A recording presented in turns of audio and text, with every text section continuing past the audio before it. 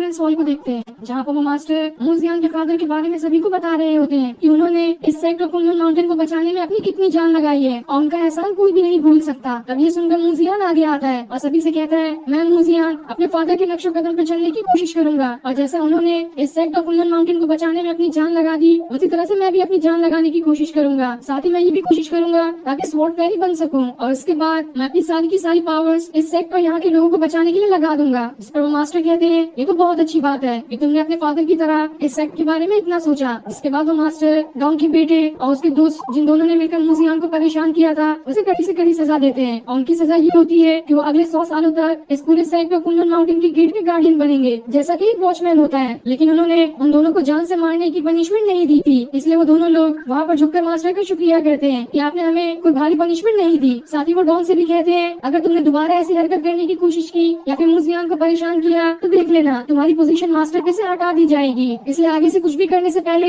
10 बार सोच लेना। ये सुनकर डॉन एकदम हैरान हो जाता है कि आखिर मुझे इतनी बड़ी धमकी, लेकिन वो उस मास्टर के सामने कुछ कह भी नहीं सकता था, इसलिए वो चुपचाप इस चीज को सुन लेता है। साथ ही वो मास्टर सारे लोगों से कहते हैं, अगर आज के बाद किसी ने भी स्वॉर्ड फेरी या फिर मूजियान के फादर के बारे में कुछ कहने की कोशिश की तो अभी जो सजा दी है उससे 1000 गुना ज्यादा भारी सजा दूंगा, इसलिए कोई भी मूजियान के फादर के बारे में कुछ कहने से पहले 1000 बार सोच ले। जिसपे सारे लोग मान जाते हैं कि वो आगे से मूजियान के फादर को कुछ भी नहीं कहेंगे। इसके बाद वो मास्टर मूजियान के पास आकर कहता है, तुम जितनी चाहो उतना कल्टीवेशन कर सकते हो और इसके लिए तुम्हें किसी भी चीज की जरूरत होगी तो वो मैं तुम्हें ला कर दूंगा। साथ ही मैं तुम्हें इमॉर्टल बनने की टेक्निक भी सिखाने की कोशिश करूंगा और उसके लिए जितनी भी रिसोर्स की रिक्वायरमेंट होगी वो सभी मैं पूरा करूंगा। इसके लिए तुम्हें टेंशन लेने की कभी जरूरत नहीं पड़ेगी और तुम जितनी चाहो उतनी कल्टीवेशन करके उतना ज्यादा पावरफुल बन सकते हो, बस तुम्हें अब मेहनत की जरूरत है। ये सुनकर डॉन का बेटा और उसका दोस्त एकदम गुस्सा हो जाते हैं कि आखिर हमें सजा मिली और मूजियान को तो इमॉर्टल बनने की टेक्निक भी मिलने वाली है। इसके बाद मास्टर सभी को वहाँ से जाने कह देता है, इसलिए सारे लोग वहाँ से चले जाते हैं। लेकिन तब वो मास्टर मूजियान से एक और बात कहता है, मैंने तुम्हें छूट तो दी है कि तुम जितना चाहे उतना कल्टीवेशन कर सकते हो, लेकिन एक बात हमेशा याद रखना, पावरफुल उतना ही बनना जितना तुम्हें वो खुशी दे सके, वरना ज्यादा पावरफुल बनना भी सही नहीं होता, इससे पूरी दुनिया तुम्हारी दुश्मन बन जाएगी। इस पर मूजियान हाँ में जवाब देता है। इधर हम एक मास्टर को देखते हैं जो अपने डिसाइबल के साथ फाइट कर रहा होता है, जहाँ वो उन्हें सिखाने के बजाय उन पर ही अपनी पावर्स का इस्तेमाल कर रहा होता है और उसके पास भी बिल्कुल डॉन की तरह ही विंग्स होती है। तब वहाँ पर डॉन आता है तो वहीं उस मास्टर के डिसाइबल उससे कहते हैं, मैंने सुना है कि मूजियान को अभी मॉडल बनने की टेक्निक भी मिल जाएगी, वो भी भरपूर रिसोर्सेज के साथ। ये सुनकर वो मास्टर एकदम ज्यादा गुस्सा हो जाता है और अपने डिसाइबल से कहता है, भाग जाओ यहाँ से, वरना मुझे और ज्यादा गुस्सा आया तो मैं तुम्हें और ज्यादा मारूंगा। इसलिए डर के मारे वो सारे डिसाइबल वहाँ से भाग जाते हैं। इसके बाद वो मास्टर डॉन से कहता है, अगर मूजियान को इतनी छूट मिली तो वो बहुत ही जल्दी इमॉर्टल बन जाएगा, लेकिन चाहे कुछ भी हो जाए मैं उसे इतनी आसानी से इमॉर्टल नहीं बनने दूंगा। इस पर डॉन कहता है, जो करना है करो, लेकिन दोबारा मेरा नाम खराब नहीं होना चाहिए, क्योंकि मुझे धमकी मिल चुकी है कि अगर मैंने दोबारा कुछ करने की कोशिश की तो उसके बाद से मुझे मास्टर की पोजीशन से ही हटा दिया जाएगा। और इतना कहने के बाद वो वहाँ से चला जाता है। दूसरी तरफ हम मूजियान और मार्क को देखते हैं, जहाँ वो दोनों रेस लगाने की तैयारी कर रहे होते हैं। इसके बाद मार्क अपनी एक स्पिरिट बॉटल वहाँ से हवा में उड़ा देती है और मूजियान से कहती है, जो भी इस बॉटल को पहले लेगा वो जीत जाएगा। इसके बाद वो दोनों अपने स्वॉर्ड पे खड़े होकर उस बॉटल को लेने की कोशिश करते हैं, जहाँ दोनों बराबर ही होते हैं। दोनों भी जल्दी एक दूसरे को हरा नहीं पाते, लेकिन तब भी मार्क पहले उस बॉटल को ले लेती है, जिस वजह से वो ये रेस जीत जाती है। अब वो दोनों एक पहाड़ के ऊपर आके बैठ जाते हैं और वहाँ पर मार्क अपनी स्पिरिट बॉटल और बचे हुए स्पिरिट स्टोन मूजियान को दे देती है ताकि वो जल्दी से अपना कल्टीवेशन कर सके। तब ये देखकर मूजियान उसके सर पे हाथ रखता है, जिस पर मार्क उससे कहती है, मैं तो अभी पूछ स्टेज पर हूँ और तब भी तुमने मेरे सर पे हाथ रखने की हिम्मत की, तुम्हारा लेवल तो अभी मुझसे कम है। जिस पर मूजियान कहता है, हाँ मुझे पता है कि तुम्हारी कल्टीवेशन जल्दी होती है। जिस पर मार्क कहती है, हाँ बिल्कुल तुमने सही कहा, मेरी कल्टीवेशन जल्दी होती है, क्योंकि ये मेरी बॉडी की वजह से ही होता है। तुम्हें भी प्रैक्टिस करके पहले अपनी बॉडी को पावरफुल बनाना पड़ेगा और एक बार वो पावरफुल बन जाए तो तुम जल्दी जल्दी अपना भी कल्टीवेशन कर सकते हो, और ये चीज मेरे मास्टर ने मुझे बताई थी। इस पर मूजियान कहता है, तुमने बिल्कुल ठीक कहा, मुझे भी जल्दी कल्टीवेशन करना होगा ताकि मैं इमॉर्टल बनने के बाद स्वॉर्ड फेरी भी बन सकूं और इससे मेरे फादर का नाम और ज्यादा रोशन हो जाएगा। तब माँ उसे एक टेक्निक दिखाती है जो उसने अभी सीखी थी और उस टेक्निक के हिसाब से वो वहाँ पर एक लोटस को ले आती है। इसके बाद उस लोटस की पावर सीधा उसकी बॉडी के अंदर ही चली जाती है और उसकी पावर जाने की वजह से माँ की आंखें चमकने लगती है। ये देखकर मूजियान हैरान हो जाता है कि आखिर ये टेक्निक माँ ने कब सीख ली। इसके बाद वो भी उसे अपनी एक टेक्निक दिखाता है और जैसे ही वो उसके सर पे हाथ रखता है, माँ वहाँ से मूजियान की स्पिरिचुअल वर्ल्ड के अंदर चली जाती है, जहाँ पर से 7 लोटस उसे घेर लेते हैं। ये देखकर मूजियान एकदम हैरान और खुश हो जाती है कि ये जगह तो बहुत ही अच्छी थी। जिसके बाद वो पहाड़ पर ही चिल्लाते हुए कहती है, मूजियान तो बहुत ग्रेट है और मैं चाहती हूँ कि हम दोनों हमेशा एक साथ ही रहे, चाहे कैसी भी मुसीबत क्यों ना आ जाए। उसके बाद वो दोनों वहाँ से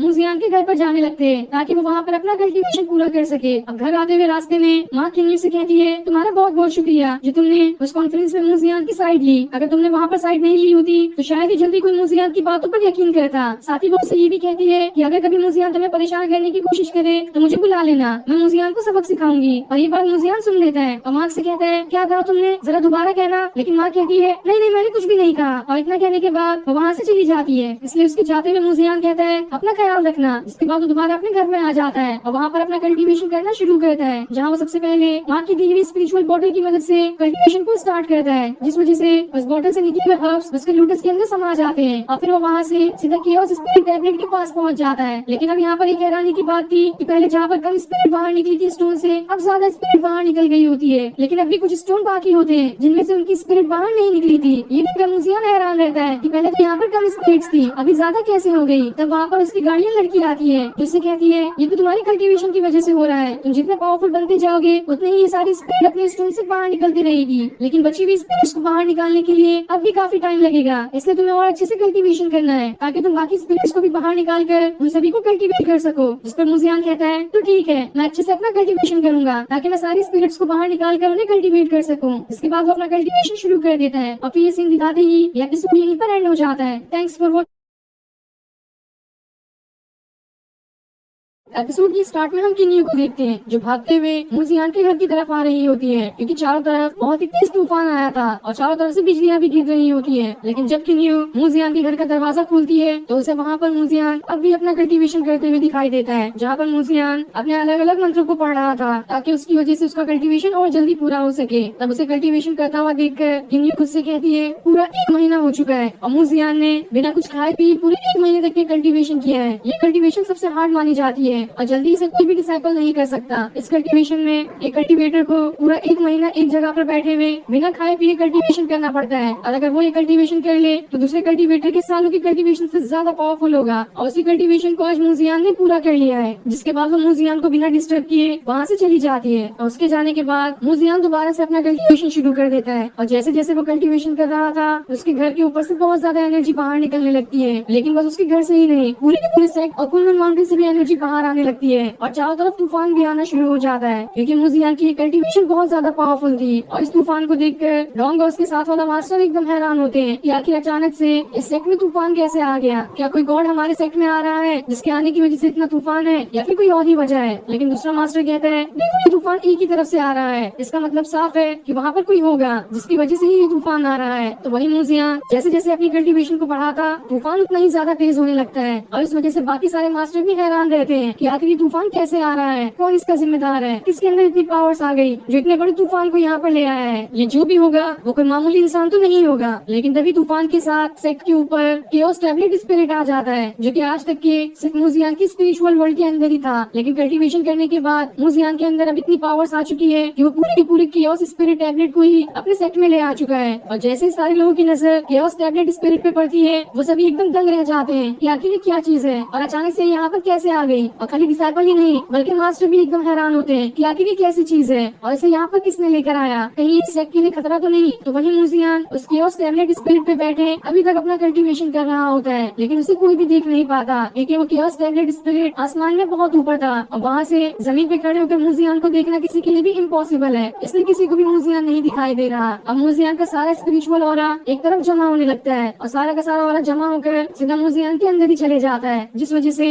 बाकी सारी की सारी स्पिरिट टैबलेट बाहर निकल कर आ जाती है और चारों तरफ से घूमना शुरू हो जाती है। और उन टैबलेट्स को देखकर बाकी सारे मास्टर को समझ में आता है कि तो केओस टैबलेट स्पिरिट है जिसे आज तक पिछले 3000 सालों में किसी ने नहीं देखा। तो आखिर अचानक से यहाँ पे अपीयर कैसे हो गया, जरूर इसके पीछे कोई होगा जो कि बहुत ज्यादा पावरफुल है। दूसरी तरफ मार्क अपनी प्रैक्टिस कर रही होती है जहाँ वो अलग अलग स्वॉर्ड टेक्निक सीख रही थी, लेकिन तभी अचानक से मुजियान के कल्टीवेशन की वजह से वहाँ पर भी तूफान आ जाता है और इतनी जोरदार आवाज आ रही होती है कि मार्क उसे संभाल ही नहीं पाती। लेकिन तब उसकी मास्टर उसके सामने एक शील्ड बना देती है ताकि वो किसी आवाज और तूफान से उसे कोई फर्क ना पड़े। दूसरी तरफ मुजियान उस बेल को समन कर लेता है जो कि उसकी एक स्पिरिट की है और जैसे वो उस बेल को समन करता है वहाँ पर वो स्पिरिट भी आ जाती है जो सीधा मुजियान के पीछे आकर खड़ी हो जाती है। तब वो स्पिरिट जोर से आवाज लगाकर कहता है क्या कोई है मुझसे लड़ने के लिए, मैं यहाँ पर उससे लड़ने के लिए तैयार हूँ, अगर किसी के अंदर हिम्मत है तो आकर मुझसे लड़के दिखाए। इधर मुजियान एकदम ज्यादा हैरान और खुश होता है कि उसकी 1 महीना कड़ी मेहनत काम आई और अब उसका कल्टीवेशन पहले से कहीं ज्यादा बढ़ चुका है, जिसकी मदद से मैं अपने स्पिरिट को रियल वर्ल्ड में भी समन कर पाया, साथ ही साथ पूरा कियोस टैबलेट स्पिरिट भी मैंने रियल वर्ल्ड में लेकर आ गया है। और अगर ऐसा ही रहा तो मैं बहुत जल्दी बहुत ज्यादा पावरफुल बन जाऊंगा और अगले 1 महीने बाद होने वाले कंपटीशन को जीत जाऊंगा, जिस वजह से मेरे मास्टर का नाम भी रोशन हो जाएगा और मैं पूरे हक के साथ वो बैच भी ले सकता हूँ। इसके बाद मुझे अपनी स्पिरिट से पूछता है कि अगर कभी भी मुझे ऐसा कोई खतरा महसूस हो तो क्या तब मैं तुम्हें समन करके वहाँ पर बुला सकता हूँ। इस पर उसकी स्पिरिट कहती है बिल्कुल ठीक कहा, तुम जब चाहे मुझे समन कर सकते हो। इसके बाद मुजियान अपनी दूसरी स्पिरिट को भी समन करने की कोशिश करता है ताकि देख सके कि रियल वर्ल्ड में उसकी एक साथ 2 स्पिरिट समन हो भी पाती है या नहीं। इधर वो सारे मास्टर उस बेल स्पिरिट को देखकर एकदम हैरान थे कि आखिर ये स्पिरिट यहाँ पर कैसे आ गई। वो सभी आपस में उस बेल स्पिरिट के बारे में बातें करने लगते हैं कि वो अपने टाइम पे कितनी ज्यादा पावरफुल हुआ करती थी। वो सभी ये बातें कर रहे होते कि आज से हजारों साल पहले ये बेल स्पिरिट को ह्यूमन का एम्पायर कहा जाता था। इसने कई सारी कंट्री को जीता है और इस स्पिरिट को हराने वाला जल्दी कोई था भी नहीं उस टाइम पर जब ये स्पिरिट अपने ह्यूमन फॉर्म में हुआ करती थी। लेकिन स्पिरिट बनने के बाद तो ये पहले से और ज्यादा पावरफुल हो चुकी है। लेकिन सारे लोग हैरान भी रहते हैं कि आखिर ये स्पिरिट यहाँ पर क्या कर रही है। लेकिन तभी वहाँ पर और ज्यादा तूफान आने लगता है क्योंकि मुजियान ने अपनी आगे एक और स्पिरिट को समन कर लिया था जो कि सबसे खतरनाक दिखाई देने वाली स्पिरिट होती है। और उस स्पिरिट के गले में काफी बड़ा लॉकेट भी होता है। जैसे एक मास्टर उस स्पिरिट को देखने वाला होता है, दूसरा मास्टर उस पर अटैक करके उसकी नजरें हटा देता है और फिर वो उससे कहता है अगर तुमने इस स्पिरिट को देखा तो दोबारा कभी देखने लायक ही नहीं बचोगे क्योंकि ये स्पिरिट भी बहुत ज्यादा खतरनाक है। साथ ही उस स्पिरिट का नाम दान युआन होता है और उस स्पिरिट के यहाँ पर आने से मुजियान भी काफी खुश होता है। और इस स्पिरिट के आने के बाद भी सारे मास्टर कह रहे होते हैं कि जरूर यहाँ पर कुछ गड़बड़ है, जिस वजह से एक के बाद एक खतरनाक स्पिरिट्स यहाँ पर आ रही है। हो सकता है ये सेक्ट के लिए खतरा भी हो, इसलिए हमें सावधान रहना होगा। जिस वजह से वहाँ पर बाकी सारे मास्टर भी आ जाते हैं ताकि कुछ खतरा होने पर इस सेक्ट को बचाने की कोशिश कर सके क्योंकि उनमें से कोई भी नहीं जानता कि इन सारी स्पिरिट को समन करने वाला अकेला मुजियान ही है। अब मुजियान दोबारा अपनी एनर्जी को इकट्ठा करने लगता है और जैसे वो ऐसा करता है सारा का सारा आसपास का ऑरा दोबारा उसके अंदर समाना शुरू हो जाता है, जिस वजह से वहाँ पर एक और स्पिरिट समन हो जाती है। और उस स्पिरिट के गले में एक काफी खतरनाक और अजीब लॉकेट भी होता है जो एनी टाइम घूम रहा था। लेकिन मुजियान इससे भी नहीं रुकता, वो वहाँ पर अपने क्वीन एम्पायर को समन करने की कोशिश करता है जिसकी स्वॉर्ड उसके पास है। और जैसे वो उन्हें समन करता है क्वीन एम्पायर की स्पिरिट भी वहाँ पर आ जाती है। और अब देखते ही देखते एक साथ 4 स्पिरिट को मुजियान ने रियल वर्ल्ड में समन कर लिया था जो कि किसी भी नए कल्टिवेटर के लिए करना बिल्कुल इम्पॉसिबल है। और क्वीन एम्पायर को देखकर सारे मास्टर कहते हैं पिछले 9000 सालों से क्वीन एम्पायर को किसी ने नहीं देखा था, तो आखिर आज अचानक यहाँ पर कैसे आ गए। 9000 साल पहले इन्होंने डीमन लॉर्ड को खत्म किया था तो उसके पास से ये गायब हो गए। दरअसल जब वहाँ पर मुजियान ने क्वीन एम्पायर को समन किया था डॉन के बेटे को मारने के लिए तो वहाँ पर बाकी मास्टर नहीं थे, इसलिए उन्हें नहीं मालूम कि मुजियान के पास क्वीन एम्पायर की स्पिरिट भी है। लेकिन अब मुजियान वहाँ पर एक और स्पिरिट को समन करने लगता है, लेकिन उस स्पिरिट के समन होने से पहले ही ये एपिसोड यहीं पर एंड हो जाता है। Thanks for watching. एपिसोड की स्टार्ट में हम मुजियान को देखते हैं जो अभी तक अपने स्पिरिट को समन करने की कोशिश कर रहा होता है, जिसे समन करने के लिए वो कियोस टैबलेट स्पिरिट पे बैठा होता है और उसने अब तक के 4 स्पिरिट को भी समन कर ही लिया था। और उसके बाद वो अपनी 5वीं स्पिरिट को समन करने की कोशिश करता है और जैसे वो उसे समन करता है वो स्पिरिट सच में वहाँ पर आ जाती है जो कि कोई नॉर्मल स्पिरिट नहीं थी बल्कि इस पूरे सेक्टर ऑफ कुनलुन माउंटेन के बहुत ही पुराने मास्टर हुआ करते थे, उनकी स्पिरिट होती है। ये देखकर सारे के सारे मास्टर उनके सामने ग्रीट करते हैं कि अचानक से हमारे मास्टर यहाँ पर कैसे आ गए। साथ ही इस चीज से मुजियान भी एकदम हैरान होता है कि मुझे नहीं लगा था कि मेरी 5वीं स्पिरिट इस सेक्ट के ही पुराने मास्टर होंगे और ये तो मेरे लिए बहुत अच्छी बात है कि वो भी आखिर मेरी स्पिरिट का हिस्सा है। लेकिन जब अगर मेरी 5वीं स्पिरिट इतनी खतरनाक थी तो आखिर मेरी 6ठी स्पिरिट कौन होगी और उसके पास कितनी ज्यादा पावर्स हो सकती है। इसलिए वो उसे भी समन करने की कोशिश करने लगता है, लेकिन कोई कंट्रीब्यूटर 5 स्पिरिट को नहीं समन कर पाता तो यहाँ मुजियान ने 5 स्पिरिट को समन तो कर ही लिया होता है, लेकिन 6ठी स्पिरिट को समन करने के लिए उसे अभी बहुत ज्यादा एनर्जी की जरूरत है जो उसके पास भरपूर नहीं होती। इसलिए उसकी बॉडी से उसका बैलेंस हटने लगता है क्योंकि उसका कल्टीवेशन पावर भी कम हो गया था। और 6ठी स्पिरिट को समन करने के लिए उसे बहुत ज्यादा पावर्स की जरूरत है जो कि कल्टीवेशन की बगैर दोबारा वापस नहीं आएगी। मुजियान तब भी अपनी 6ठी स्पिरिट को समन करने की कोशिश कर रहा होता है, लेकिन इसका कोई भी फायदा नहीं होता। वो स्पिरिट अपने स्टोन से बाहर ही नहीं निकल कर आती। दूसरी तरफ वो सारे मास्टर ये देखकर हैरान होते हैं कि आखिर हमारे पुराने वाले मास्टर यहाँ पर कैसे आ गए। उनके आने की कोई खास वजह तो जरूर होगी, इसलिए हमें इंतजार करना चाहिए। अगर कुछ खास वजह होगी तो वो जरूर हमें इशारा करके बताएंगे। इसलिए सारे लोग उनके इशारे का इंतजार करने के लिए वहीं पर खड़े हो जाते हैं, लेकिन वो मास्टर की स्पिरिट कोई भी इशारा नहीं करती, जिस वजह से अभी के सारे मास्टर हैरान होते हैं कि आखिर ये स्पिरिट इतनी अनरिस्पॉन्सिव क्यों है। इन्होंने तो कोई इशारा तक नहीं किया। कहीं स्पिरिट रियल की बजाय कोई शैडो तो नहीं है जिसकी हम सिर्फ परछाई देख पा रहे हैं। इसके पीछे कुछ और ही वजह होगी जिसका हमें पता लगाना होगा। दूसरी तरफ मुजियान अपना कल्टीवेशन करते हुए और ज्यादा थक जाता है, लेकिन उसकी 6ठी स्पिरिट समन नहीं हुई होती, इसलिए वो अपनी 5वीं स्पिरिट को भी दोबारा उनके स्टोन के अंदर ही डाल देता है ताकि जब कल्टीवेशन करने के बाद उसकी पावर्स दोबारा से पूरी हो जाएगी तो वो अपनी छठी स्पिरिट को भी बाहर निकाल लेगा और स्टोन के अंदर जाने के बाद वो सारी की सारी स्पिरिट्स अपने स्टोन के साथ वहाँ पर से गायब हो जाती है। और इतनी स्पिरिट को समन करने की वजह से मुजियान बहुत ज्यादा खुश होता है। वो खुद से कहता है मुझे तो खुद पर यकीन ही नहीं हो रहा कि कुछ दिनों पहले मैं कितना कमजोर था, लेकिन अब मैं उतना ही ज्यादा पावरफुल बनते जा रहा हूँ। लेकिन अभी तो ये कुछ भी नहीं है, मुझे और ज्यादा पावरफुल बनना है, क्योंकि कुछ दिनों बाद ही वो मार्शल आर्ट कॉम्पिटिशन शुरू होने वाला है जिसे मुझे जीतना ही होगा, चाहे इसके लिए मुझे कुछ भी क्यों न करना पड़े। जिसके बाद वो अपने कियोस टैबलेट स्पिरिट के साथ ही वहाँ से गायब हो जाता है। जो चीज देखकर सारे मास्टर हैरान रहते हैं कि आखिर अभी ये क्या हुआ, सारी की सारी स्पिरिट यहाँ पर से कैसे गायब हो गई, आखिर ये ऐसा कैसे हो सकता है। सभी लोग ये कह रहे होते हैं कि हमें तो कुछ समझ ही नहीं आया। जब तक हम कुछ सोच समझ पाते कि आखिर इन सारी स्पिरिट के पीछे कौन है, इससे पहले ये सारी स्पिरिट्स यहाँ पर से गायब हो गई। तब उनमें से एक मास्टर कहते हैं तुम सबने यहाँ पर उन स्पिरिट्स को देखा और स्पिरिट के देखे जाने की वजह से मुझे तो ये लगता है कि सारे एंसेस्टर की स्पिरिट्स हम सभी से बहुत खुश है कि हमने अपने पूरे सेक्ट की बहुत अच्छे से देखभाल की है। इसलिए वो यहाँ पर आए थे ताकि चेक कर सके कि हमने सेक्ट को कितना अच्छे से संभाला है। और इस चीज में जब उन्हें समझ आ गया कि हमने इस सेक्ट को बहुत अच्छे से संभाला है तो वो वापस चले गए। साथ ही वो बाकी मास्टर से भी कहते हैं कुछ दिनों बाद ही मार्शल आर्ट कॉम्पिटिशन शुरू होने वाला है, इसलिए अपने सारे डिसाइपल से कह दो कि अपनी प्रैक्टिस को और ज्यादा हार्ड बना ले। मैं इस बार के कॉम्पिटिशन में किसी भी तरह की कोई भी खामी नहीं रहने दूंगा।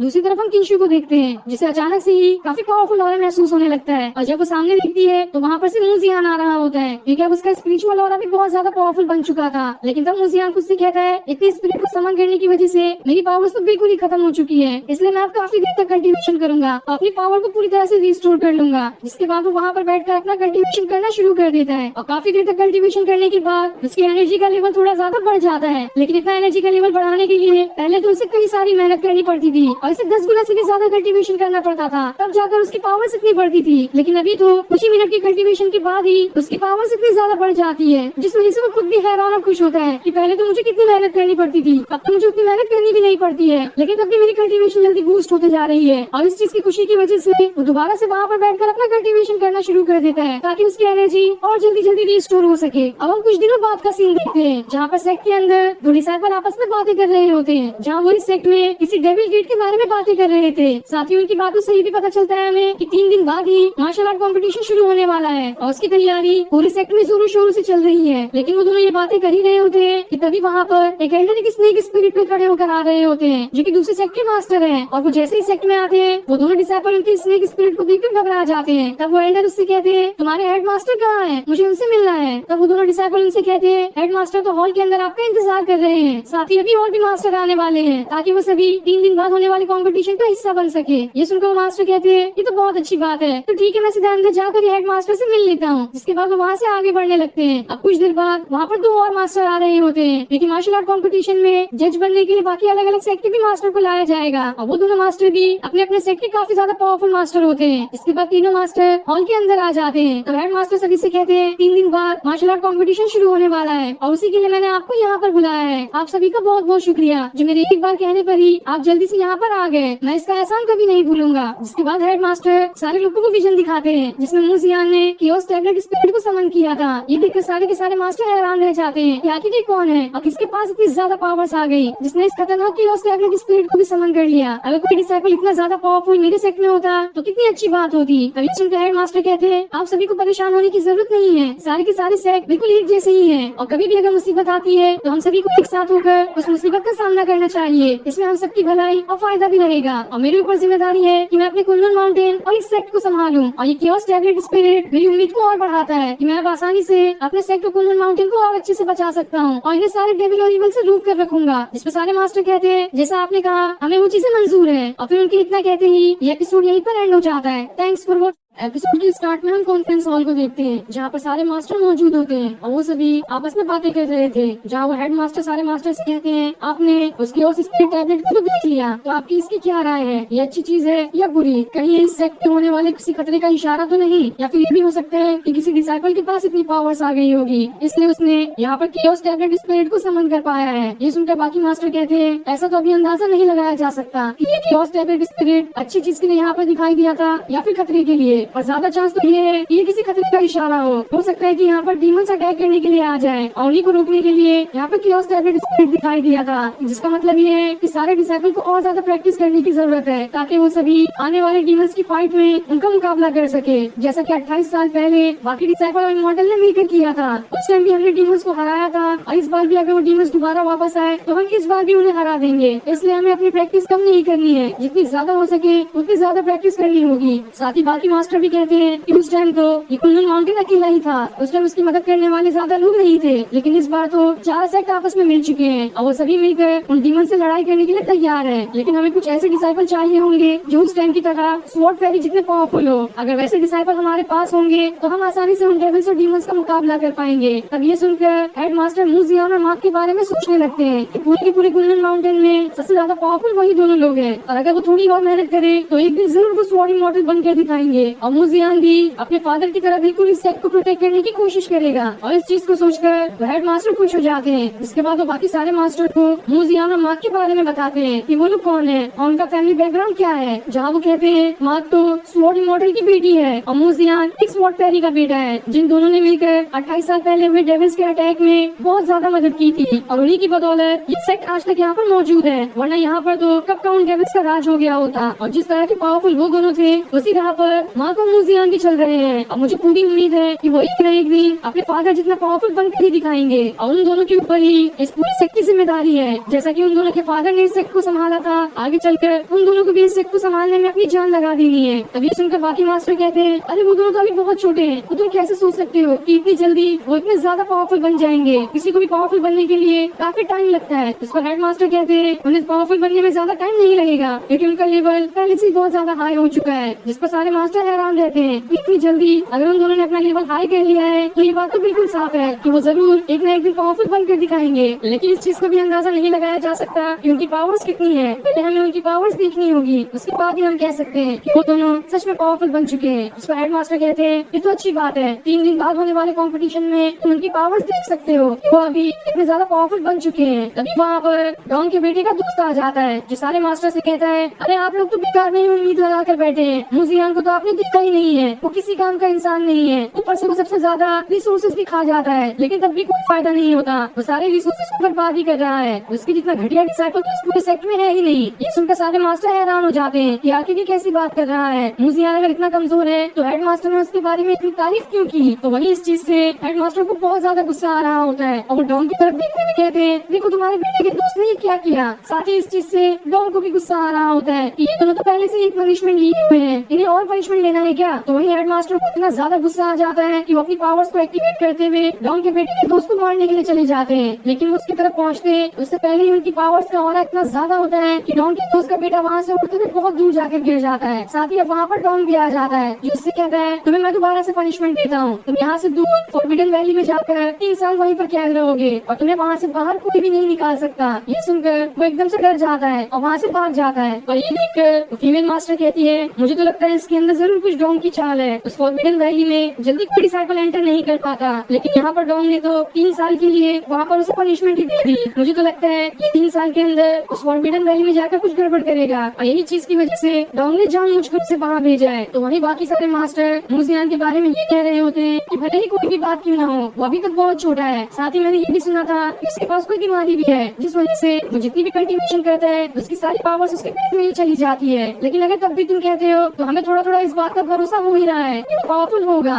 तभी सुनकर हेड मास्टर कहते हैं तुम्हें मूजियान के बारे में कुछ कहने की जरूरत नहीं है, 3 दिन बाद मार्शल आर्ट कॉम्पिटिशन शुरू ही होने वाला है, तो सीधे तुम वहाँ पर उसकी पावर्स देख लेना, उससे पहले किसी को कुछ कहने की जरूरत नहीं है। और अब मैं ये कॉन्फ्रेंस खत्म करता हूँ, आप सभी अपने अपने कमरे में जाकर आराम कर सकते हैं। अब रात को एक मास्टर काफी ज्यादा शराब पीकर अपने कमरे में आता है, जहाँ वो ये सोचकर हैरान था कि पहले तो मैं ये शराब पीता था तो मुझे इतनी ज्यादा नहीं चढ़ती थी, पर आज क्या हो गया जो मुझे इससे इतनी ज्यादा चढ़ गई है। मेरा तो ऐसा मन कर रहा है कि ऐसी बाल्टी की बाल्टी शराब पी जाऊं। और इतना कहने के बाद वो ज्यादा नशे में होने की वजह से वहीं पर गिर जाता है। तब वहाँ पर एक लड़की आती है जो कि उस मास्टर को ग्रैंडपा कह रही थी, लेकिन अभी ये कंफर्म नहीं होता है कि वो लड़की आखिर कौन है। तब वो लड़की उस मास्टर से कहती है आपको नहीं मालूम, लेकिन मैंने उस शराब के अंदर अपने हाथों से बनाई हुई एक मेडिसिन डाल दी थी, जिस वजह से वो शराब एक नॉर्मल शराब से 8 गुना ज्यादा नशीली हो गई थी, इस वजह से आपको इतना ज्यादा नशा चढ़ गया। इस पर वो मास्टर कहता है अरे तुमने ये क्या किया, इतनी ज्यादा नशीली शराब मुझे क्यों पिला दी। तब वो लड़की उस मास्टर से मूजियान के बारे में पूछने लगती है कि आखिर अभी वो कैसा है, जिस पर मास्टर कहते हैं अभी तक उसकी बीमारी खत्म हुई है या नहीं इसके बारे में कुछ नहीं कहा जा सकता, लेकिन बाकी मास्टर को तो ये पूरी उम्मीद है कि वो पहले से बहुत ज्यादा पावरफुल बन चुका है और वो ही इस पूरे सेट की जिम्मेदारी को संभालेगा। और ये सारी चीज तो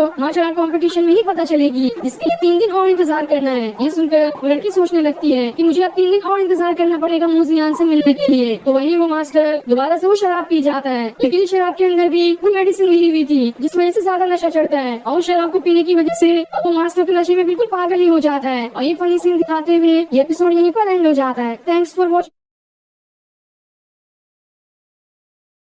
एपिसोड की स्टार्ट में हम कुनलुन माउंटेन को देखते हैं, जहाँ पर पूरे सेट के सारे डिसाइपल उड़ते हुए जमा हो रहे होते हैं, क्योंकि अब थोड़ी ही देर में मार्शल आर्ट कंपटीशन शुरू होने वाला है और वो सभी उसी कंपटीशन के लिए उस जगह पर इकट्ठा हो रहे हैं। और जहाँ पर वो इकट्ठा हो रहे होते हैं वो जगह भी काफी मिस्टीरियस होती है। वहाँ की पहाड़ के ऊपर एक बहुत ही बड़ी स्वॉर्ड लगी थी और उस स्वॉर्ड के चारों तरफ प्लेट बनी होती है और उसी प्लेट पर सारे के सारे मास्टर आकर जमा होते हैं, जिसके बाद वहाँ पर डिसाइपल्स भी आना शुरू हो जाते हैं। तब हेड मास्टर सारे डिसाइपल से कहते हैं मार्शल आर्ट कॉम्पिटिशन कुछ देर में शुरू होने वाला है, इसलिए मैं आप सभी के सबसे अच्छे परफॉर्मेंस की उम्मीद करता हूँ। मुझे उम्मीद है कि आप लोग इस कंपटीशन में निराश नहीं करेंगे। ये सुनकर सारे डिसाइपल्स खुश हो जाते हैं और उनसे कहते हैं आपको टेंशन लेने की जरूरत नहीं है, इस बार का मार्शल आर्ट कंपटीशन पिछले हर बार के कंपटीशन से ज्यादा अच्छा होगा। तब वहाँ पर शान नाम के एक मास्टर आते हैं जो कि इस कंपटीशन के होस्ट बनेंगे। जहाँ वो मास्टर आने के बाद सभी को अपने बारे में बताते हैं कि वो कहाँ से है, जिसके बाद वहाँ पर मार्क भी उड़ते हुए आ रही होती है, जिसे देखकर मास्टर खुद से कहते हैं इसे देखकर तो ऐसा लग रहा है कि एक स्वॉर्ड फेरी की बेटी हो, इसकी बॉडी और इसके पावर को महसूस करके मैं ये साफ बता सकता हूँ कि ये बिल्कुल एक स्वॉर्ड फेरी की बेटी है। और फिर मार्क वहाँ आने के बाद सभी को ग्रीट करती है। अब वहाँ पर एक गोल्डन स्पिरिचुअल बर्ड उड़ते हुए आता है, जिसके ऊपर वो डिसाइपल बैठा हुआ था, जिसने कुछ दिनों पहले डॉन से कहा था कि वो चाहे कुछ भी हो जाए मूजियान को मार्शल आर्ट कॉम्पिटिशन बिल्कुल जीतने नहीं देगा। और वही यहाँ पर अपने स्पिरिचुअल बर्ड पे बैठ कर आया होता है, जिसे देखकर बाकी के सारे डिसाइपल एकदम हैरान रहते हैं और वो सभी आपस में बातें कर रहे होते हैं कि ये डिसाइपल कान है और इसके पास बहुत ज्यादा पावर्स है, इसका मुकाबला तो शायद ही जल्दी कोई कर पाएगा। बहुत कम लोग इस पूरे के पूरे सेट के अंदर तान जितने पावरफुल है। अब हम पिछली रात का सीन देखते हैं, जहाँ पर तान अपने दोस्तों के साथ बैठा होता है और वो सभी आपस में बातें कर रहे होते हैं कि इस बार का मार्शल आर्ट कॉम्पिटिशन तो तुम्हारे सिवा कोई भी नहीं जीत सकता, क्योंकि तुम्हारे जितना पावरफुल तो पूरे सेट में कोई है ही नहीं। तुम्हारे पास ताकत के साथ साथ बहुत ज्यादा पावर्स भी है। लेकिन तान बहुत ज्यादा गुस्से में होता है, वो उससे कहता है मेरे इतनी ज्यादा पावर्स और इतनी ताकत का क्या फायदा, जबकि सारी चीज उस बेकार से मूजियान को मिल रही है। उसे तो अनलिमिटेड रिसोर्सेज भी मिल जाएगी, जो सारी चीजें मुझे मिलनी चाहिए थी वो सब कुछ उसे मिल गया है। इसलिए